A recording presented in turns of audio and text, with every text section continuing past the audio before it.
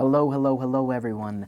I am your host of Hungry, Aaron Allegory, the spoken word artist, bringing you another episode of the podcast by Creatives on the Come Up for Creatives on the Come Up.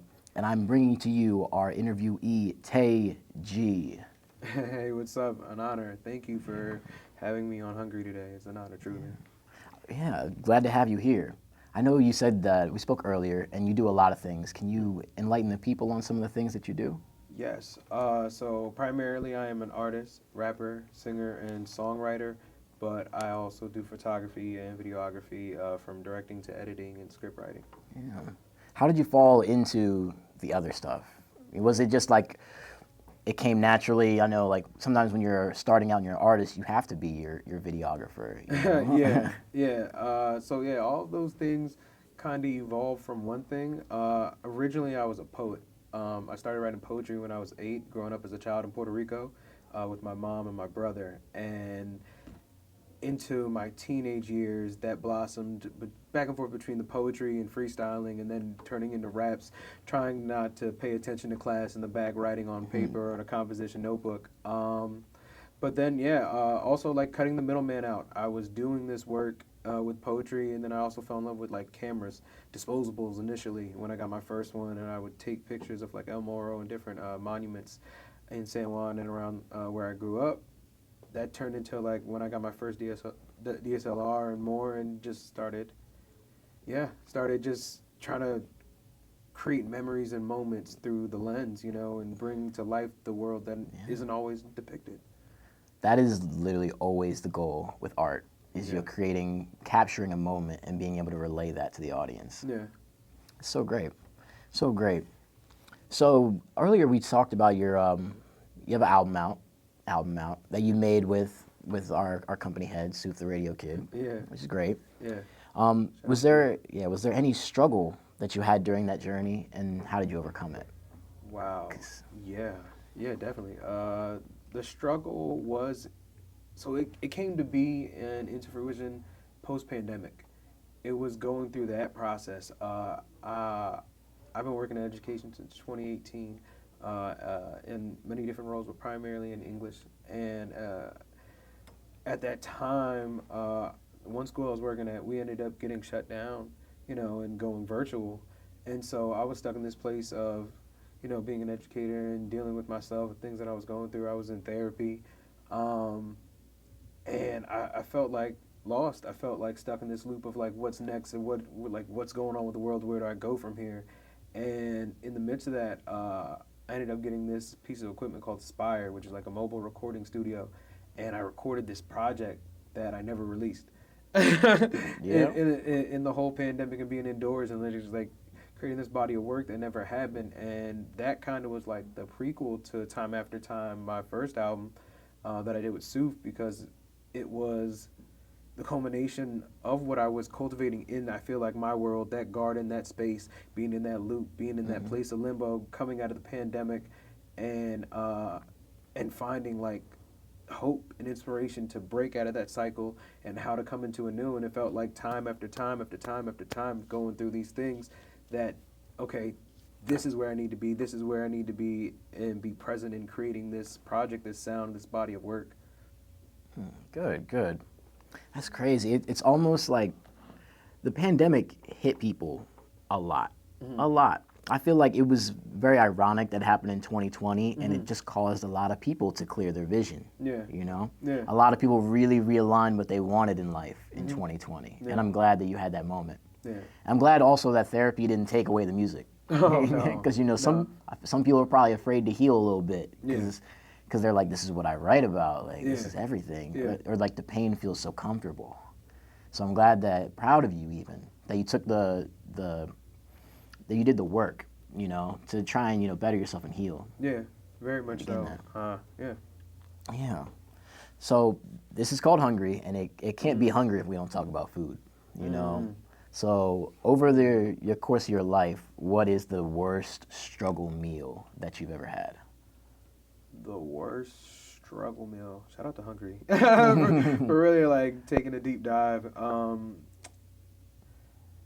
not even gonna lie, just on some straight OG ramen, like if you just had ramen, but you had like none of the things to doctor it up and make it better. Like if you Yeah. just had the noodles And the packet. and the packet, like that, that's one.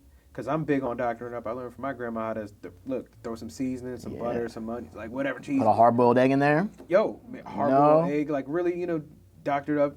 Even if you got to turn it into a chi-chi. But between that and then just something I learned, like I said, down to my last, it was with the boys on some Philly, going to the corner store, getting an Arizona and 2 cheesesteak egg rolls, and calling that a night. Ooh, that does not sound filling. No, not at all. Damn near on the line of food poisoning. Like you if you leaving, don't play it right, you leaving hungry. you're definitely leaving unfulfilled, greasy, and passed out. Yeah, I feel like Philly, there's always that issue with fast food just because there aren't as many grocery stores, and it's harder to get to them in this area. Yeah. But there's a Poppy store in every corner. You know. Yeah. So we've been talking about the struggle, and you said that you were an educator. Yeah. So this should be, I don't want to set the bar too high, but what advice would you give your younger self? Matter of fact, before you even answer that, now that you're thinking about it, how old were you when I first asked you that question? How old is your younger self that you just pictured? Yikes. Okay. That's crazy. I think in reminiscence, I thought about my like 12, 13-year-old self. Yeah. Which is crazy. Yeah. Yeah. Mm-hmm. Yeah. Okay. Right. So 12, 13. Yeah. What advice would you give him? To believe in yourself. Almost like in the cliche of like be you.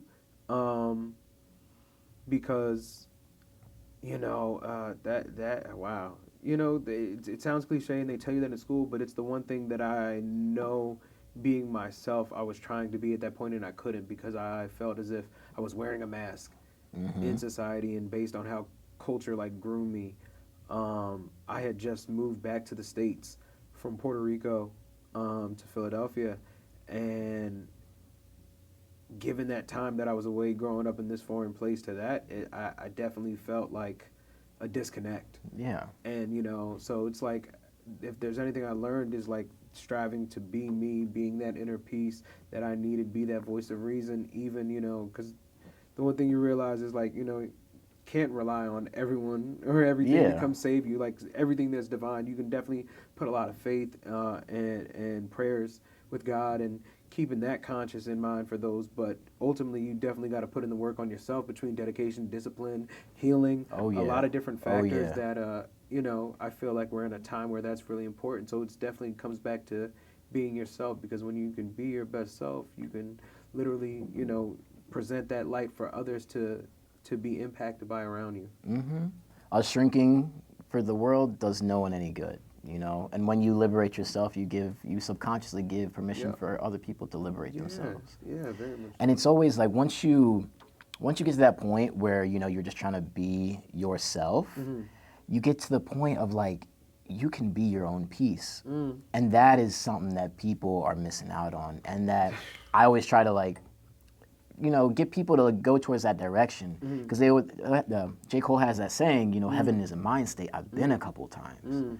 Once you get to the skill of like, what, I can be at peace with just me, then you become a lot more of a powerful person. Yeah, no, that's real talk, and like, and you hit home on that. Like I said, I see that as an educator, and it's the one I say that for myself just as much. I feel anything I kind of cater and hold to myself, I would, kind of apply to anybody else in a way. Like if I ever tell anybody, I wouldn't tell anybody anything I wouldn't hold to myself. And so being that example, the youth that I work with, I want them to be them, because we're in a time where a lot of them can't be themselves and they face a lot of insecurities and things that, you don't know how to deal with. But I found some of the most brave souls to be those who come to embrace themselves. Yeah. That inner light, that inner glow, that inner peace. Yeah.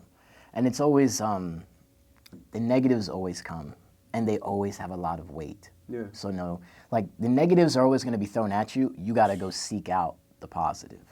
You got to work for the positive. You got to go after it, Yeah. It's always so important. And once you do, and once you grow that muscle of like, I'm my own happiness, then you're really cooking with gas. Talk heavy. Talk heavy.